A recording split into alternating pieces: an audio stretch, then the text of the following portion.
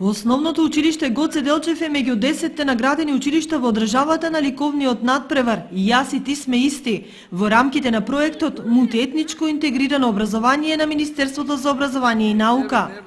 Цртежот со пеперутката на осмоделенецот Давид Арсов од село Истибања е оценет како најкреативен на соодветната тема – со животот и мултикултурата во државата. На конкурсот се пријавиле 36 училишта со околу 5000 ученици. Нашата општина, односно училиштето Гоце Делчев, учествува во рамките на ликовниот караван кој спроведе ликовен надпревар на тема "Јас и ти сме исти".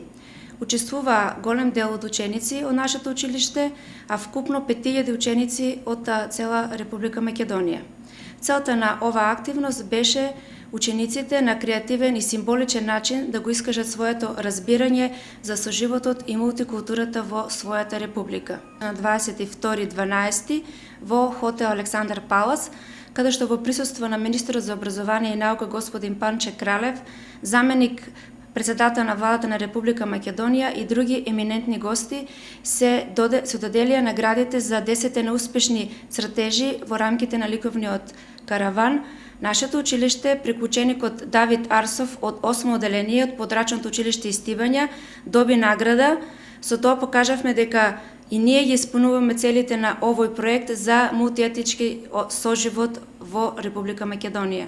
Целта на проектот за мултиетничко образование е подигнување и изедначување на квалитетот на образованието, промовирање на интеграцијата преку меѓусебното учење на јазиците, зголемување на меѓуетничката интеракција помеѓу учениците и промена на забележителните трендови на поделби во образованието кои можат да ја загрозат мултиетничката иднина на земјата.